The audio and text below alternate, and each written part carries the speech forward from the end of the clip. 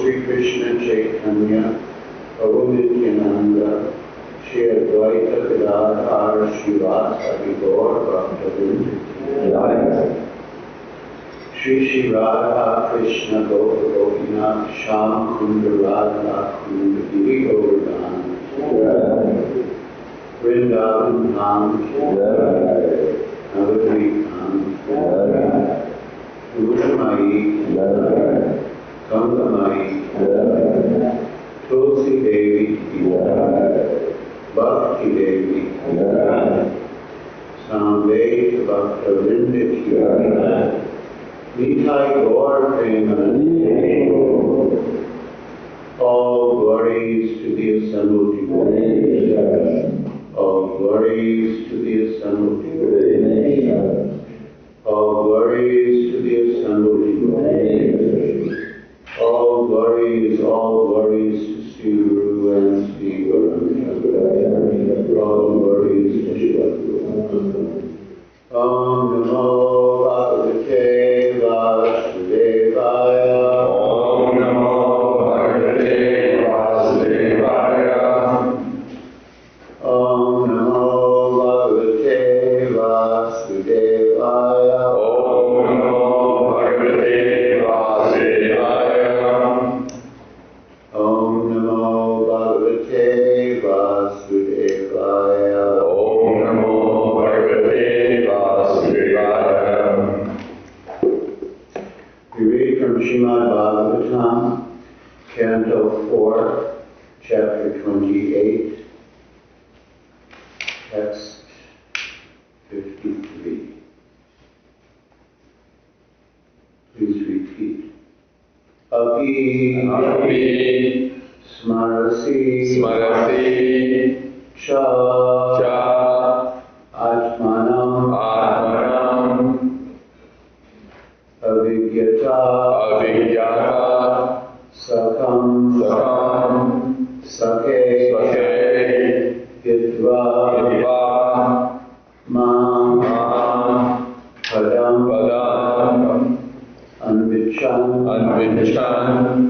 Boma Bhoga Rata Gata Api Smarasi Chatmanam Avigyata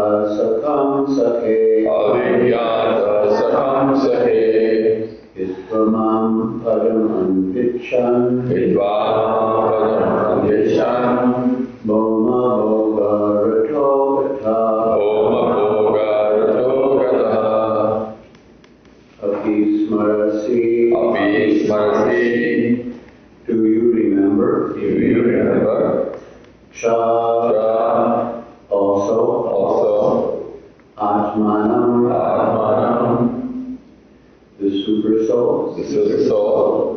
Avigyata. Unknown. Sakam. Friend. Sake. O friend. Hitva. Giving up. Mam. Me. Padam. Position. Anvichan. Desire. Boma. Material. Bhoga. Enjoyment.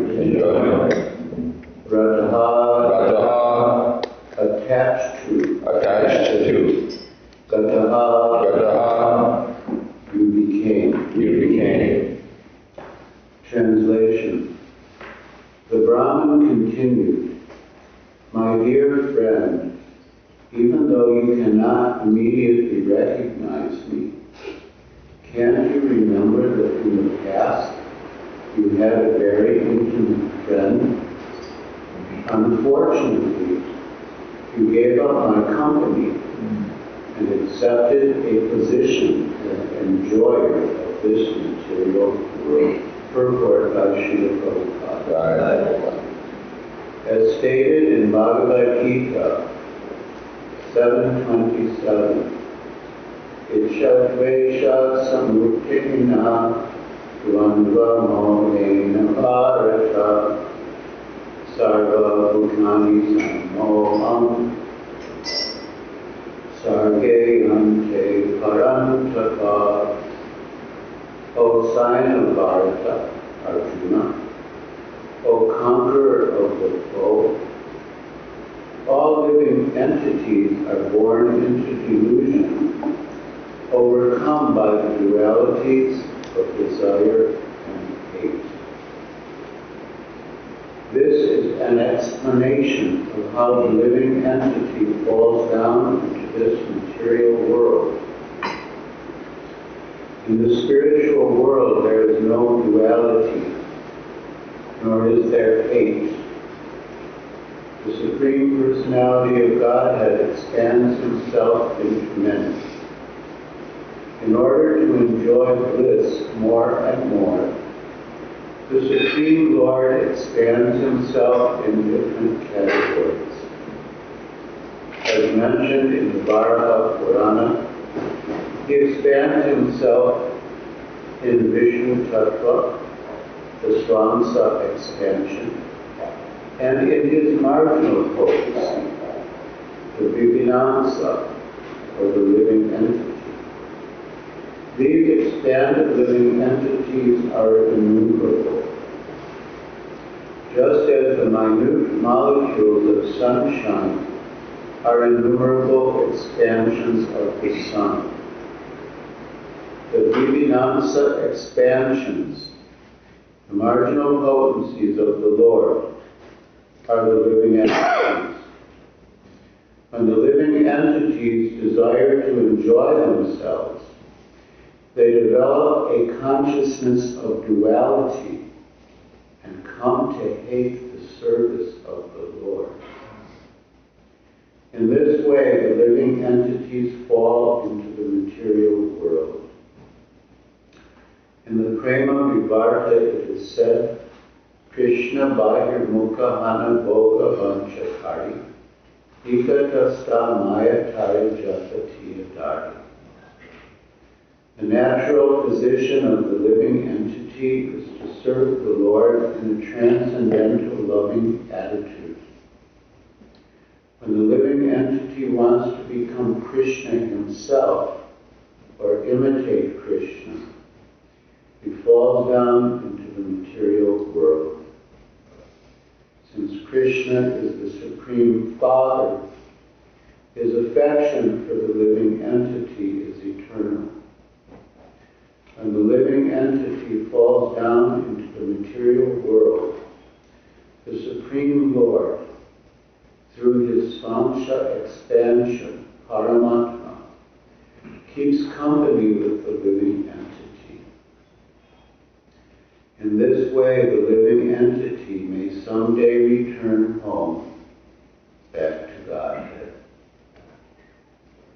By misusing his independence, the living entity falls down from the service of the Lord and takes a position in this material world as an enjoyer.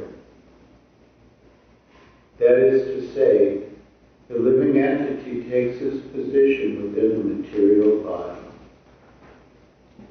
Wanting to take a very exalted position, the living entity instead becomes entangled in a repetition of birth and death. He selects his position as a human being, a demigod, a cat, a dog, a tree, and so on. In this way, the living entity selects a body out of the 8,400,000 forms and tries to satisfy himself by a variety of material enjoyment. The super soul, however, does not like him to do this. Consequently, the super soul instructs him to surrender unto the Supreme Personality of Godhead. The Lord then takes charge of the living entity.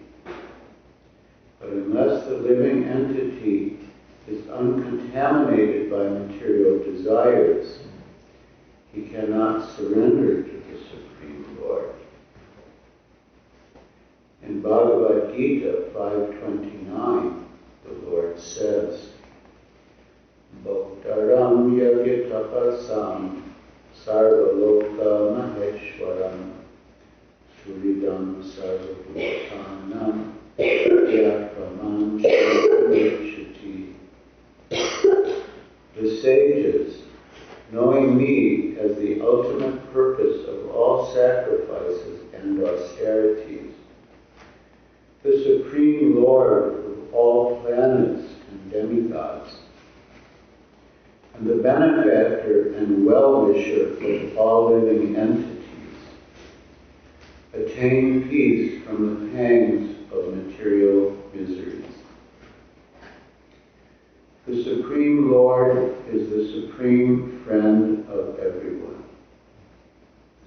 However, no one can take advantage of the Supreme Friend's instructions while making his own plans to become happy and entangling himself in the modes of material nature. When there is creation, the living entities take on different forms according to past desires. This means that all the species or forms of life are simultaneously created. Darwin's theory stating that no human being existed from the beginning, but that humans evolved after many, many years, is simply a nonsensical theory. From Vedic literature, we find that the first creature within the universe is Lord Brahma. Being the most intelligent personality, Lord Brahma could take charge of creating all the variety found within this material world.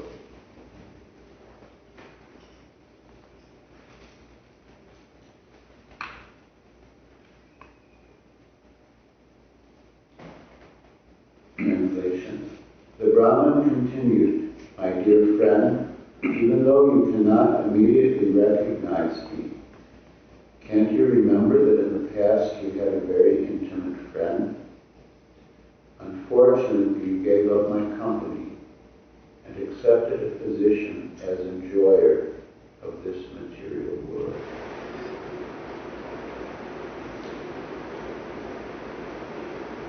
The present section of Srimad Bhagavatam discusses the disappearance of the spiritual master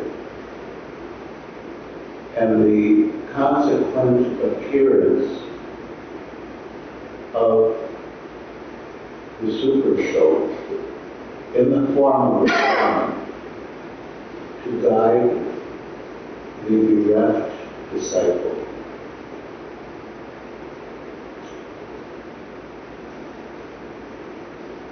In general, we accept that the Paramatma resides within the heart of the living entity, which he does.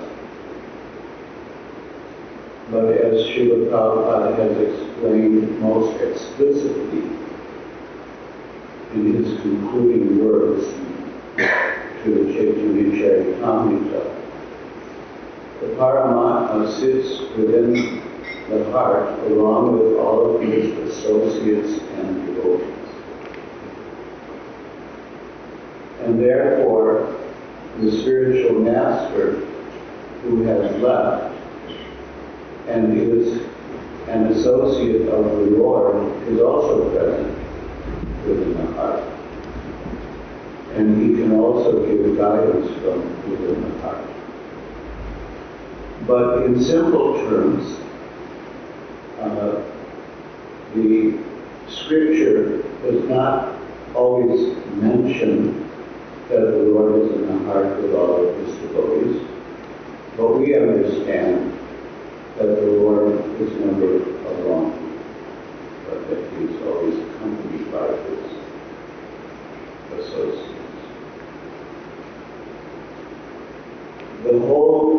process of Krishna consciousness is meant to reverse the degradation of the living entity. The Bhagavad Gita also states, Kama Esha Krodha Esha Rajaguna Samudra, that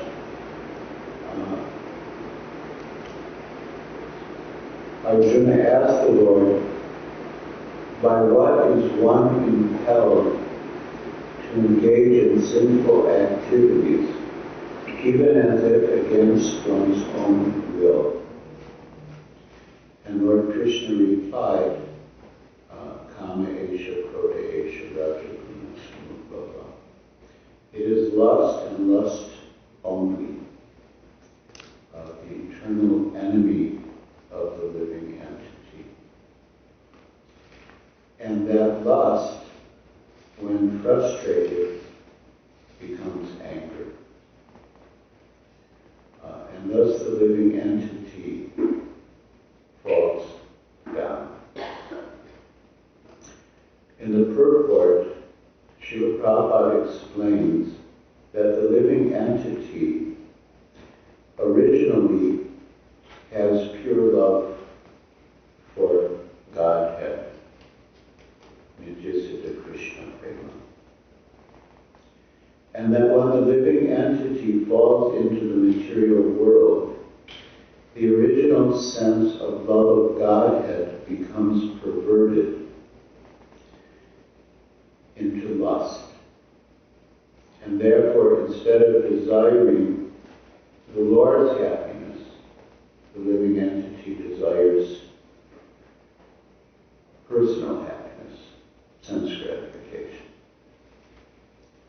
Instead of desiring to please the Lord's senses, the living entity tries to please his own senses. And when his attempts at sense gratification, material gratification fail, he becomes angry. Srila Prabhupada explains that lust is a function of the mode of passion, and when lust is degraded and becomes wrath, it is a function of the mode of ignorance. The process of devotional service is meant to reverse the degradation of the living entity. Just as pure love becomes perverted and becomes lust due to envy of the Lord and forgetfulness of the Lord, lust, when engaged in the service of the Lord, can be purified and return to its original quality of pure love. And even wrath, as we mentioned, when the lust is frustrated, it turns into wrath. Even wrath or anger can also be dovetailed in the service of the Lord, and thus become purified. One famous example is Hanuman. When he went to Lanka to find Sita, he was captured by the forces of Ravana. And as a joke, they thought it was a joke, they set fire to his tail. He's a monkey. We'll have a little fun. And Hanuman, the great devotee of Ramchandra, he dovetailed his anger at these demons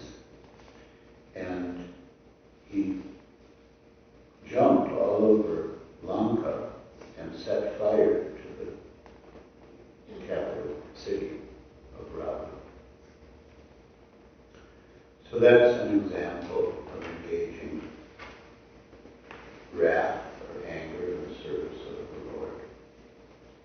And desire can also be engaged in the service of the Lord. Instead of desiring things for our sense gratification, we desire things for Krishna's service. Instead of wanting money so that we can build a luxurious palace for ourselves, we desire money to build a beautiful temple for Krishna. As an example. This process is performed under superior guidance. The Paramatma always wants to give good counsel to his dear friend, the living entity. But the living entity is so preoccupied with material enjoyment that he doesn't recognize his friend, doesn't acknowledge his friend, doesn't hear his friend.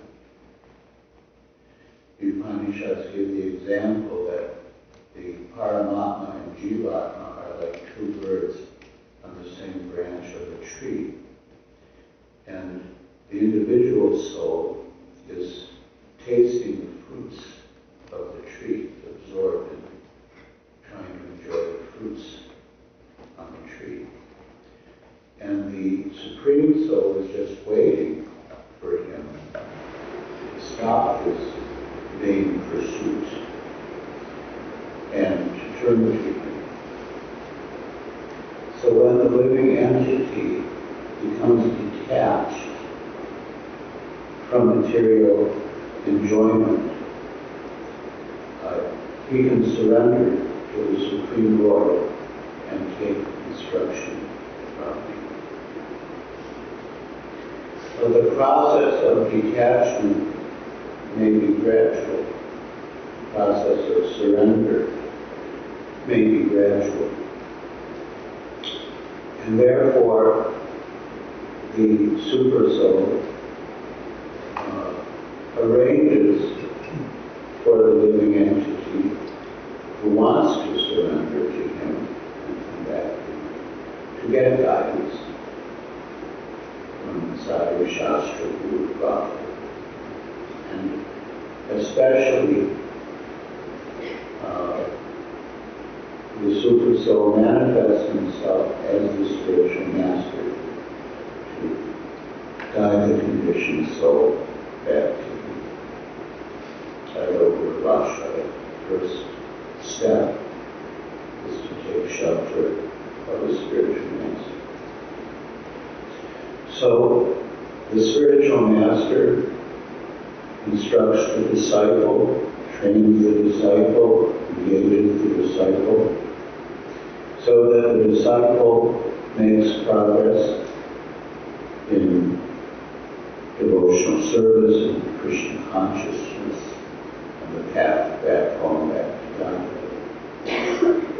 But then the spiritual master may leave his physical body. Then how will the disciple continue to make progress on the path? Now, in the section we've been reading, the queen, who figuratively is the disciple of the king after the king dies, she laments very bitterly, she cries, and is ready to give up her own body in the funeral pyre. And Srila Bhagavatam explains this means that after the spiritual master leaves, the disciple should be ready to lay down his life for the mission of the spiritual master. Or in other words, he should be prepared to serve the spiritual master without any personal consideration. So when one is ready to renounce all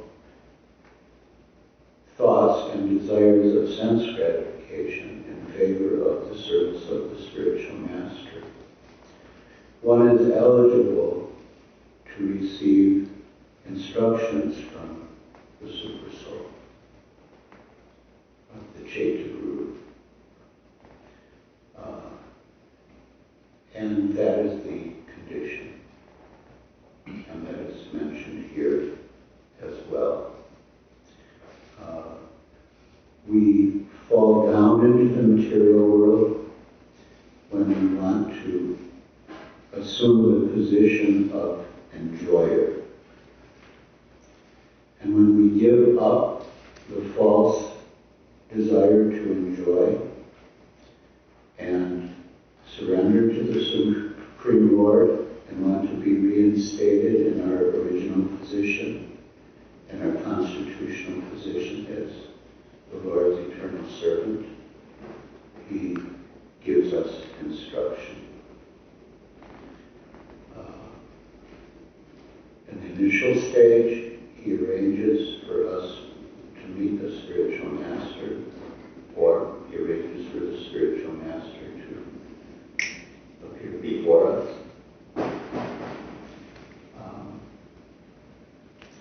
The spiritual master guides us, and then when the spiritual master leaves,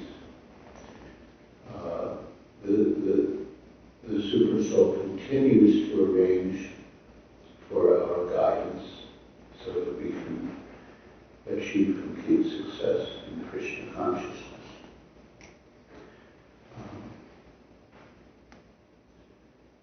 And the spiritual master may appear in many forms. Many forms can include from within the heart, it can include from outside of the heart. There's the story of Bilvamangal Thakur. He was an advanced devotee in his previous life, but somehow he did not achieve complete perfection. And in the next life he took birth in a Brahmin family. But somehow he had a weakness for the opposite sex, and he became attached to a prostitute named Chintani. One very stormy night, he was hankering for her association, so he went out into the storm to reach her place. He had to cross a river, raging river. There was no way to cross. In the midst of the storm, he saw a corpse floating in the river, and with the help of the corpse, he was able to somehow swim across. And eventually came to the prostitute's house. She was inside. There was a high wall he had to scale. He didn't know what to do. He found a snake and used the dead snake as a rope. And eventually, he died. The prostitute was actually a devotee. And when she saw this poor fellow who underwent such extreme efforts in such difficult conditions just to be with her, she told him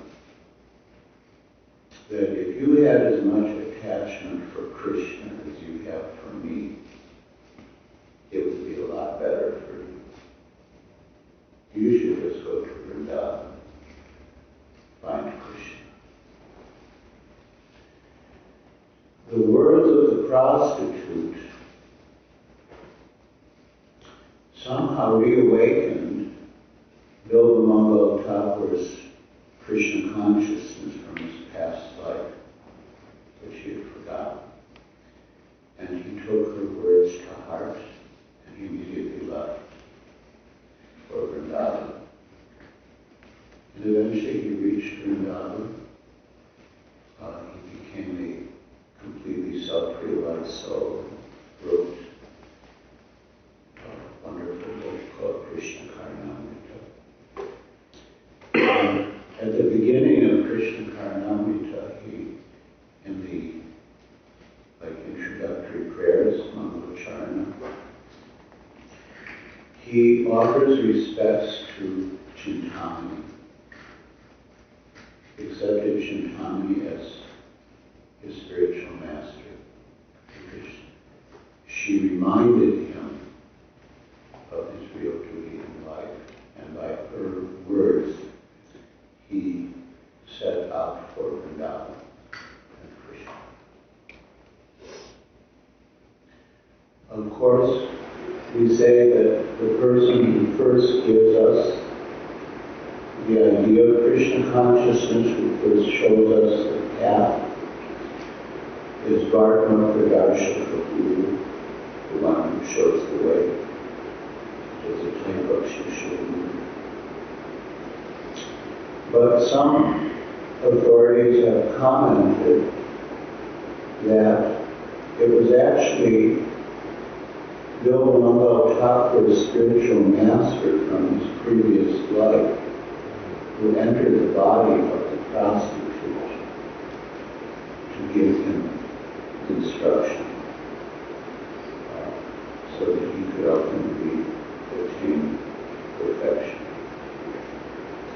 So somehow or other, the spiritual master, in cooperation with Krishna, will arrange for the guidance that the disciple needs to go back home, back to God.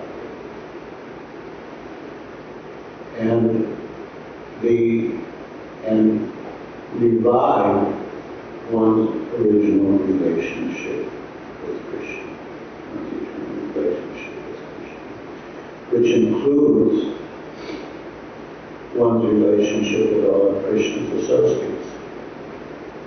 Krishna is never alone, he's always with his associates.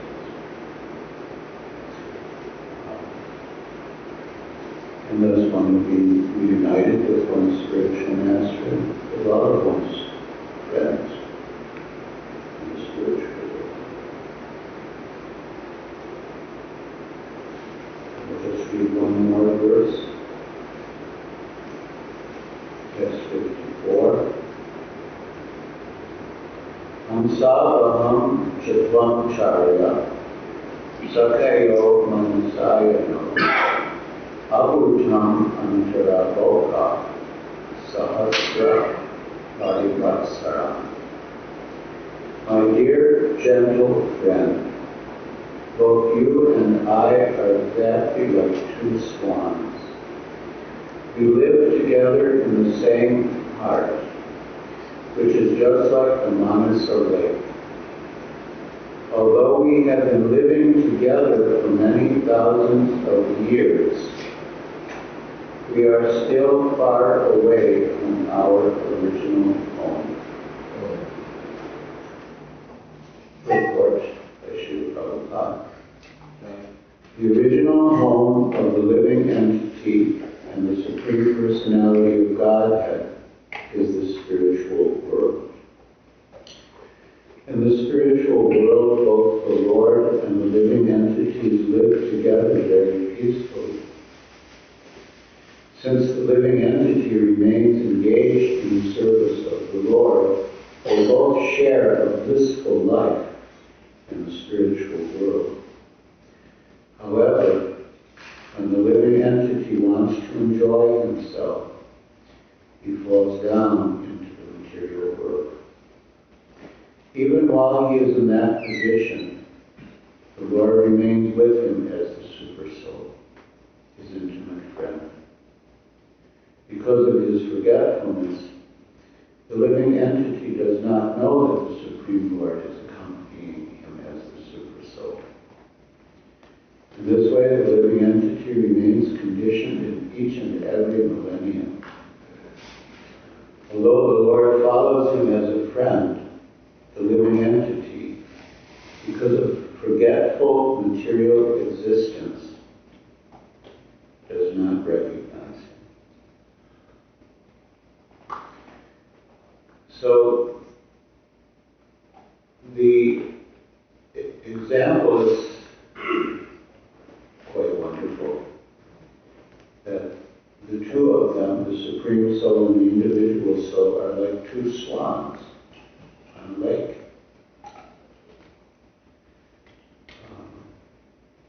Similar to the example of the two birds on the tree, branch of a tree, but very sweet. And again, when the forgetful living entity turns his face back towards the Supreme Personality of Godhead, the Lord instructs him from within as the Super Soul and from without as the spiritual master. We have the same example in Krishna and Arjuna. Krishna is the Supreme Soul, and Arjuna is the individual soul, or an individual soul. And the two of them are seated on a chariot. The body is also like a chariot. There's an example in the Upanishads that likens the body to a chariot, and the five senses are like the horses of the chariot, and the reins or driving instrument are the mind. The driver is the intelligence. The driver is the super soul, and the passenger is the individual soul. Intelligence, Prabhupada said intelligence is the form direction of the super soul. The super soul gives intelligence to the living entity according to the person's desires. So we have a similar situation. Krishna is driving the chariot and Arjuna is the passenger. And Arjuna is giving direction to the driver. And the driver is taking the chariot where the passenger asks. In the beginning of the Bhagavad Gita, Arjuna told Krishna, please drive my chariot between the two armlets so I can see who has assembled here. And Krishna obeyed. But at a certain stage, Arjuna became bewildered about his duty, and he surrendered to Krishna. He gave up friendly talks. They were friends. He gave up friendly talks and surrendered. Said, Shishasteham Sharimam Tvam Prapanam. Now I am your disciple, and my soul surrendered to you. Please instruct me. And when he surrendered to Krishna, then Krishna began to instruct him. He took the position of spiritual master and instructed him. And immediately he chided him. You are speaking learned words. You are speaking like a pundit. But you are lamenting for that which is not worthy of grief. Prabhupada said indirectly, he called him a fool. You're not, I think someone would, you're not very smart. Sort of an indirect way of saying you're pretty stupid. So, we are in the same position, every one of us is in the same position. And at any moment, we can try to act as the enjoyer of the material world and turn away from Krishna. And at any moment, we can turn back to Krishna, try to surrender.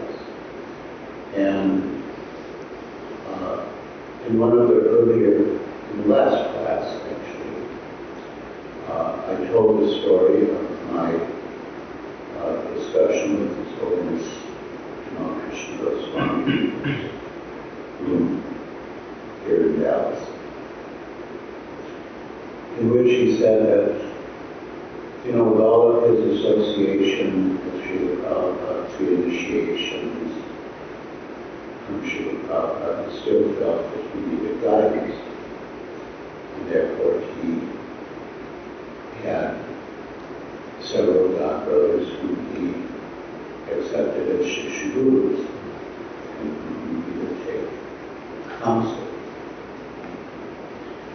And at the time, as I mentioned, I had been very distraught because some god brothers whom I placed a lot of faith and hope, they disappointed me. So as a reaction, I thought, okay, I'm not going to put my faith in anyone else, and only in Srila Prabhupada, no one else. So I heard what Krishna Goswami said. I thought about it a little bit. It was sort of late and soon took rest. And then the next morning, we were all chanting in the Canto. And as I mentioned, it was a very surcharged atmosphere. Everybody was chanting all together in the temple room. And I was also chanting. Krishna Goswami was chanting. We were all chanting. And I was sort of walking around. It was right in that sort of in that corner there. I just had this insight.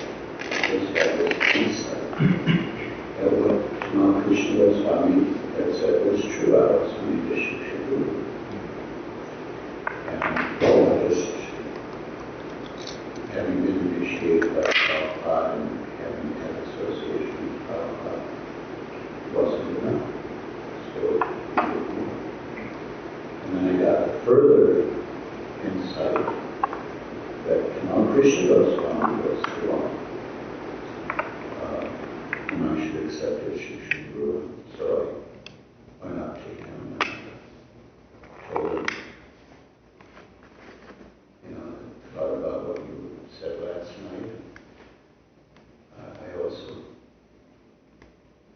need a Shiksha Guru, and I think you're the one.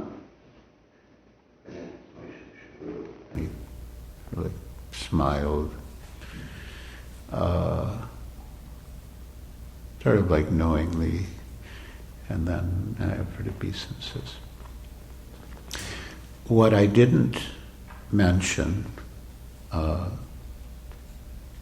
when I told the story in the previous class, and it wasn't so relevant at the time, but I was also in his list of his Shiksha Gurus. And this is significant in terms of how we relate to each other, especially God brothers and God sisters. Although not only God brothers and God sisters. And that is that, like in this example of the two birds, the super soul is always the supreme soul, and the individual soul is always the individual soul. Krishna is always Krishna, and Arjuna is always Arjuna. Of course, we're always individuals. We keep our individual identity. But in this dynamic of spiritual friendship, at one stage, one may take advice from the other, and then the next time the other might take advice from the first. And that is sort of confirmed by Srila Rupa Goswami in Upadeshamrita, that equals exchange obeisances. Obeisances are not just an external activity of the body. Obeisances indicate respect and submission, and they may indicate surrender. So we offer obeisances to each other as equals. We're actually offering respect and submission to each other. So externally, one may judge that we're equals. We're in the same generation of disciples. We may have similar qualifications in terms of status. But internally, each humble Vaishnava thinks that the other is more advanced than he is a better devotee than he is more qualified than he is, and therefore is ready to take instruction from him and learn from him. And Srila Prabhupada gave the same instruction in a letter. He said that initiation does not mean that one is perfect. Initiation is a beginning. And after initiation, one still needs to be trained. And then Srila Prabhupada said that any god brother who gives one instruction can be taken as spiritual master, as Shiksha Guru. And therefore we refer to each other as Prabhu. Prabhu means master. You are my master, I'm your servant. I can learn from you. And that way, in that humble mood, we can learn a lot and advance.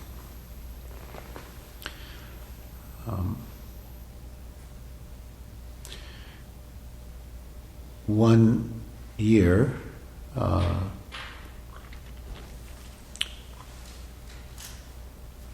His Holiness Sachinandan Swami was doing quite a severe or serious Namvrat at Radhakund. At the time, Nitai Chand Maharaj had an ashram at Radhakund, and I was staying at the Bhaktivedanta ashram at Govardhan with His Holiness Keshava Bharati Das Goswami. So one day we went to Radhakund to visit Nitai Chand Maharaj and Sachinandan Swami. And Sachinandan Swami had such a quota of rounds that he hardly had time for anything else. Just, take a little prasad, take a little rest at night, and mainly japa. But he did take some time to speak with me. And at that time, it was a topic of contemplation and discussion, taking instruction from outside of ISKCON, from senior Gaudiya Vaishnavas outside of ISKCON. And of course there is the verse in Bhakti Rasamrita Sindhu about one of the 5 most potent items of devotional service called sadhu sangha. And in that context, sadhu sangha swatovare, sadhu is defined as someone more advanced. So the question is, okay, where do we get sadhu sangha? Where do we get the association of devotees who are more advanced than we are?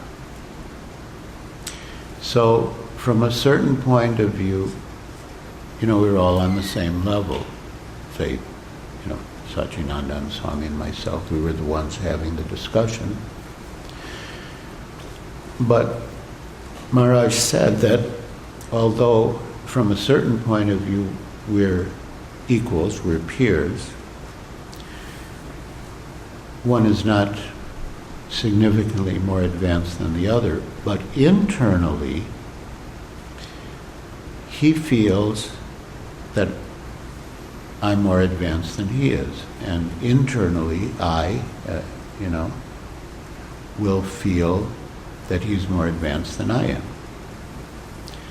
And so that condition, sadhu sange sotovare, of associating with devotees who are more advanced than oneself, can be fulfilled by associating with devotees who may be considered peers from a certain point of view, but internally each Vaishnava on that level thinks that the other is more qualified than he is, a better devotee, someone I can learn from. And that way one will continue to get superior guidance if one has that humble mood. It's the same thing. And does not have envy, does not have material attachment, does not have material ambitions.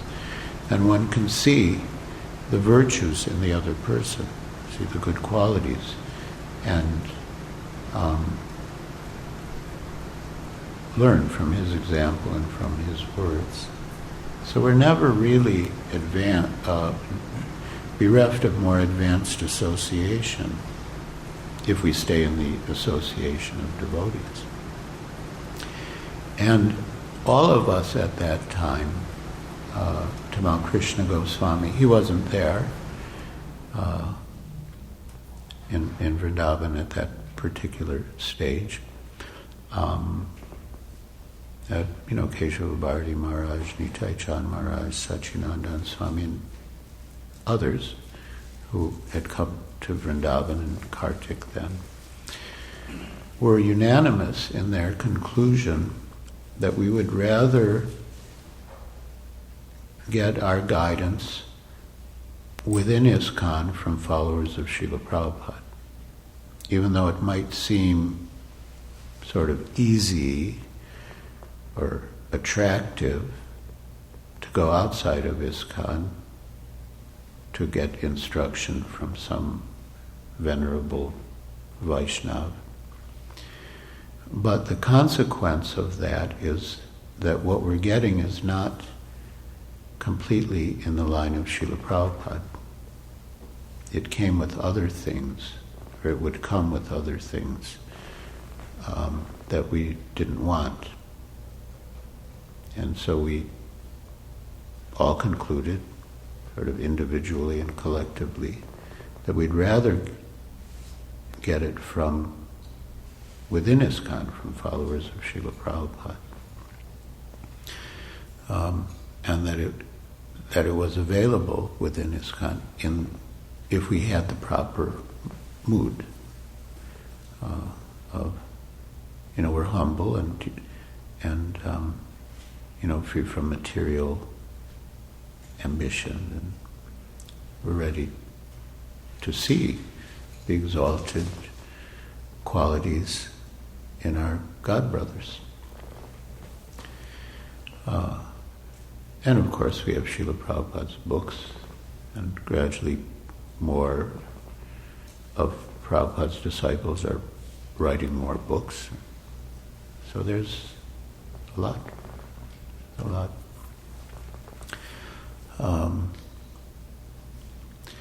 And another point which is related to the idea of receiving guidance from followers of Srila Prabhupada within ISKCON is the emphasis that Srila Prabhupada put on preaching and on ISKCON as a vehicle for preaching. And I was very impressed that at the end of his Namvrat at Radhakund, Sachinandan Swami left. He actually left Vrindavan early and went to South India to Ahovalam, to the deity of Nrsingadev there, to pray for ISKCON, to pray for ISKCON. And Nitai Chand Maharaj also, he would do Govardhan Parikrama every morning, full Parikrama barefoot every morning. But even he was like so concerned about ISKCON, and that was something very special. That even though they could, focus so much on their own internal spiritual development, especially on a special occasion, to go to Vrindavan and Kartik and just focus on your spiritual development. But they were always concerned about ISKCON, always concerned about the mission. And were ready to work for it. They left. Of course, later I think he said he didn't realize that Kartik hadn't ended, but he left, went to all the way to South India after that severe vrat, pray to Nrsingadev. So that's very special.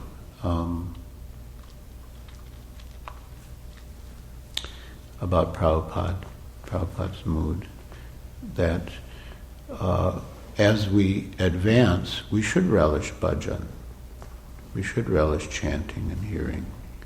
We should increase in remembrance. But it doesn't preclude preaching. In fact, it should enhance it. As Srila Bhaktivinoda Thakur says, if one chants the holy name offenselessly, the result is that compassion for other living entities will awaken, jivadaya. And that compassion will be manifest in efforts to preach, to create institutions and projects to attract conditioned souls and engage conditioned souls and encourage and protect devotees. So, this is our line, and so we're being helped on all sides, internally, externally, being helped on all sides by Sadhu, Shastra, Guru, and Krishna. Just have to be open to take their help. We have to be sincere and serious and give up false attachments to the body, false identification with the body, and all the false attachments that come with the false identification, and just let it all go and realize that we're just,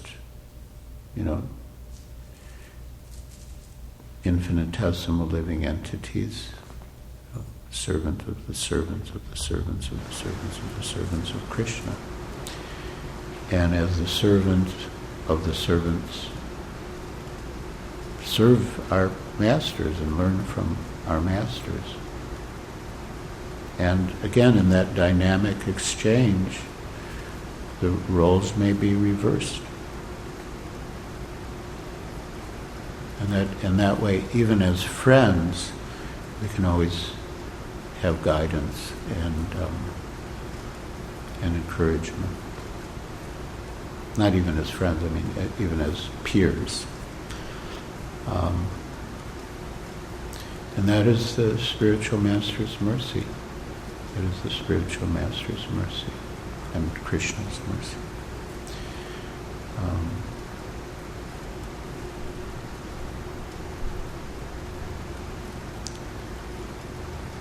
So it's been a wonderful visit.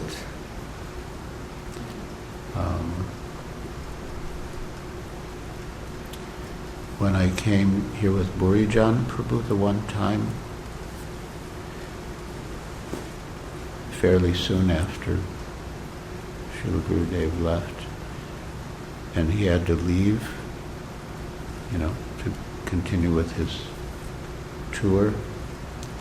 So he said, he never likes to say goodbye. In fact, in Indian culture, they don't say goodbye because it's too painful. So they say, he quoted in Bengali, "Ami ache." I'm sort of like just now coming, just coming. And in my case, God willing, it won't just be a few weeks. I mean, that could be a long time. Lord Chaitanya said one moment was like 12 years, but still we'll just say, just coming. Hare Krishna. Are there any questions or comments? Yes, Nityananda Prabhu. In your comments, when you talk about, when I heard the word list of persons which Gurudev had, how important is the fact that we have a list and not just one person? And the second part of that is, how important is it that maybe none of them, or if one of them, should be a person that you like to hear from, because we seem to have preferences. I like this person for whatever reason that we might like that person. How important is that liking part, or avoiding, the contrary side of that, avoiding just hearing from persons who seem to be agreeable, as opposed to speaking, like you said, without any, they're just speaking the truth. And they're saying what the other person should hear, as opposed to what that person may want or like to hear. Nityananda Prabhu's first question is, Srila Gurudev mentioned a number of God brothers whom he accepted as Shiksha Gurus and consulted.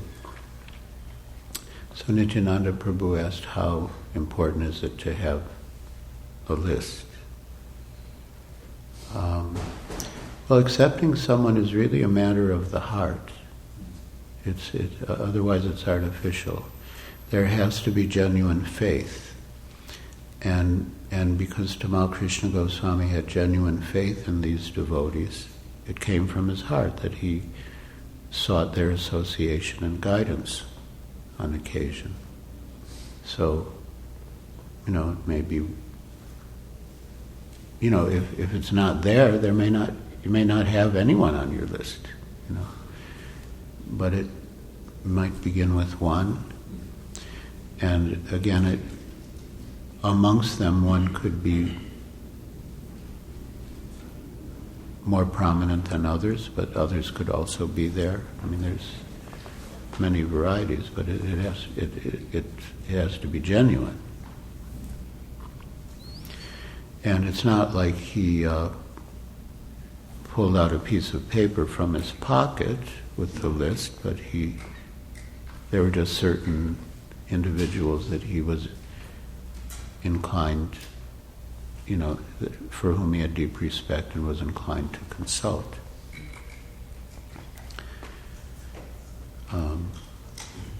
But as one matures, one can learn from more and more devotees, not even devotees, one can learn from more and more people. Like the Brahmin who had 24 gurus, mentioned in the 11th canto. He was learning from the clouds, he was learning from the birds, he was learning everywhere. But specifically, we want to learn mainly from devotees, from followers of Srila Prabhupada. And, hear from them. if we actually have faith, then there's no question of only wanting to hear things that are pleasing to one's false ego or to one's sense gratification. One will want to hear everything. One will want to be chastised if required. That's the real mood. Like Advaitacharya, because he was senior to Chaitanya Mahaprabhu. Chaitanya Mahaprabhu always respected him as an elder. But Advaitacharya wanted to be chastised by Chaitanya Mahaprabhu. He felt he was being deprived because of his senior position. So then he started to speak a sort of Mayavad philosophy, and then Chaitanya Mahaprabhu chastised him. And Advaitacharya became jubilant. Now he's finally chastised me. So I should be ready for both. Yes? Maharaj, I'm trying to understand the point that you made, that ultimately the spiritual master will manifest through other devotees. And if that is the case, then Srila Prabhupada will manifest through the grand disciples. So we are all connected. Is that your point you're making? Yeah. Mahadev Prabhu says that I said that the spiritual master manifests through other devotees. And therefore, Srila Prabhupada would be manifesting through his disciples and even grand disciples. That's true. That's true. Again, the original spiritual master is Krishna. The supreme spiritual master is Krishna. And he manifests as the spiritual master, or spiritual masters. And one's own spiritual master, when one is surrendered to one's own spiritual master, one will see him also manifesting. Yes? Maharaj, kind of along with the idea of the class, is there any kind of evidence in Scripture where a devotee sees something like an omenology, some moment of nature, something happens, and the devotee sees that as kind of being something instructive or something that they should take note of? Is there any example from Scripture of some devotee seeing some omen of nature or some... Oh, an omen of nature? Omen, yes, something happening where, without being some person telling you something that you can learn from nature? Yeah, yes. He's asking if we can learn from omens of nature. And yeah, the example of the brahman who had all those gurus. The Brahman in the 11th canto, who had so many Shiksha gurus, he was learning from animals, from birds, from trees, from clouds. Even Chaitanya Mahaprabhu, Chinadapi Sunichina Tararapi Sahishtana. We can learn humility from the grass. We can learn tolerance from the tree. If we're open, we can learn from anything. So yes, there are examples. We can learn from hints. Means Krishna can give us hints, and if we're open, we can get the hint. Like when Bhima, Krishna and the Pandavas went to meet Jarasandha, and in the end Bhima and Jarasandha were fighting with clubs. Jarasandha was so powerful that Bhima could not defeat him, and he could not defeat Bhima. And then Krishna, he gave a little hint, like he had a blade of grass and he split it. And Arjuna got the hint, because Jarasandha was could be broken in two parts. That was his weakness. And then, so Bhima got the hint and he took advantage of it. So Krishna can also give hints. And if we're open to them, and if we're sincere, then as the Lord in the heart, He'll give us the intelligence to recognize the hint and read the hint properly. It could be in an act of nature as well.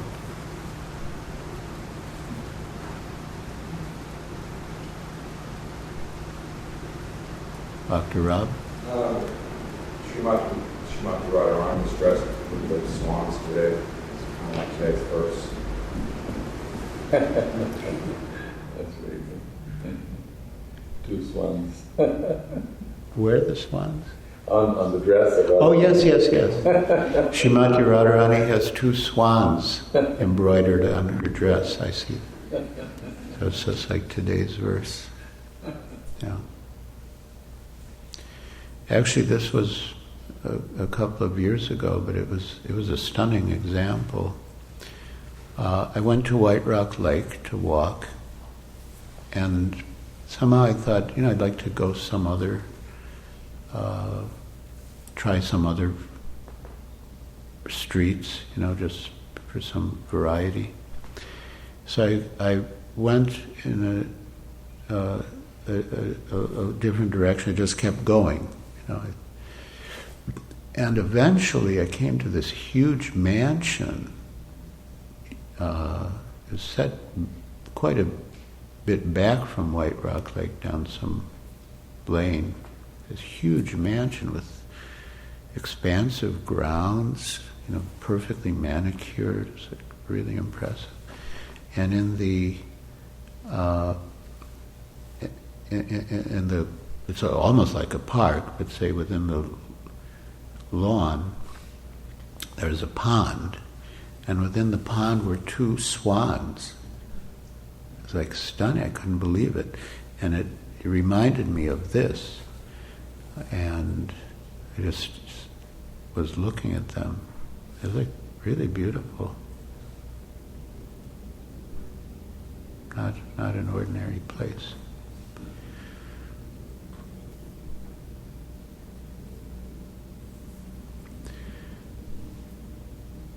Yeah, the swans. There's a Srimad Bhagavatam is a place of pilgrimage for the swans. And mundane talks are a place of pilgrimage for crows. So we are surrounded by swans right here.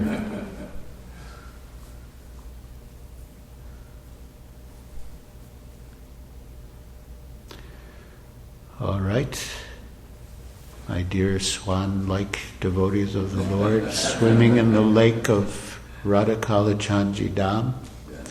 Hare Krishna. All glories to Srila Prabhupada and Srila Gurudev. Giriraj Swami Maharaj ki jai.